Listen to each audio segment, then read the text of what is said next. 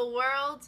I'm Mary the Knitting Developer and welcome to Code Camp, where I talk to you about my life as a software developer.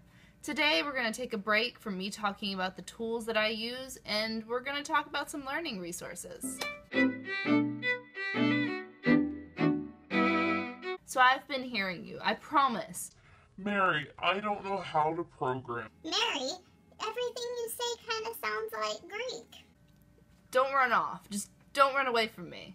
Stick around, young Padawan. Let me teach you a thing or two. If you are completely new to software development, or any kind of coding, honestly, there are a ton of resources. One of the best free resources is Code Academy. This one I've seen tons of new up-and-coming software developers use just to get on the ground and learning how to code. What I love about Code Academy is it has a lot of ways to learn. Instead of just picking a language, you can choose a goal you have in mind, like I want to create my About Me page, or I just want to learn JavaScript or Ruby. It's kind of flexible and it provides you the ability to learn in the way that you want to learn. Another thing that's really cool is that it has the ability to learn by using other people's APIs, such as the YouTube API. I think that's pretty neat. You'll just select your course and it will open up and then it will guide you through how to use their interface, and you've got your lessons on the left and your code on the right, and it's pretty neat. Another great resource I used when learning was Code School. I came at Code School from the perspective of I already know how to code C, C++, and Java, and now I want to learn web development. For $25 a month, you get a ton of courses, and they separate their courses into paths, and those paths are really cool because eventually you can become a master, like see my mastery in Ruby, ha ha ha ha ha. It's a lot of fun. I like the way they structure their courses. They do it in a lecture then do style. So you'll go into a lesson, they'll have a little video cast for you to watch where they guide you through and they talk about some things. And then you can download the presentation and use that as notes while you're working through the homework that you have at the end of each lecture. As you go through, you get completion status, and in the end, you get a little badge.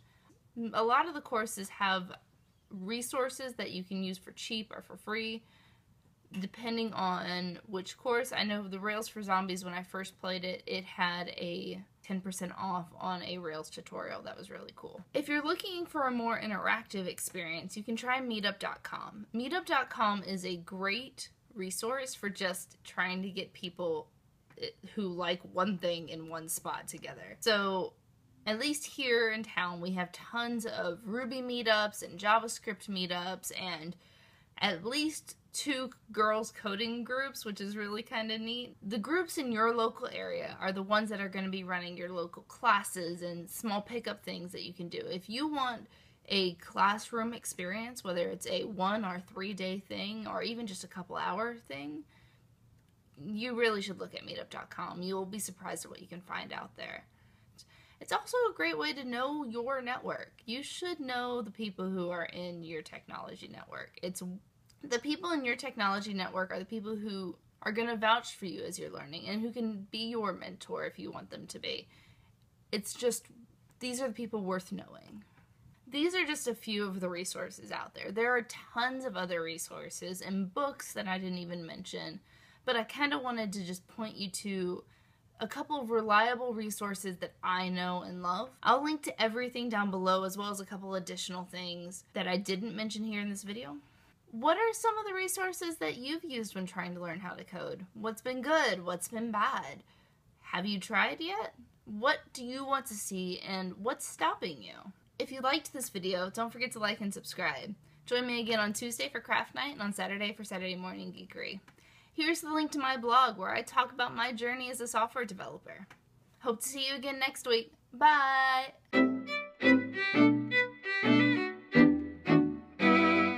Also, I almost forgot. Do you have your Practical Object-Oriented Design in Ruby's book? Oh, that's a mouthful. If you don't have this book, go get it. You have a couple weeks before I'm going to do a video on it. My plan is to do the video on March 5th. I think that's 2 weeks.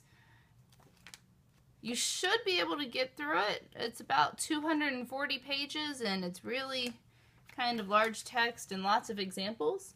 So you have time. Go get it. I want to do a hangout with everybody.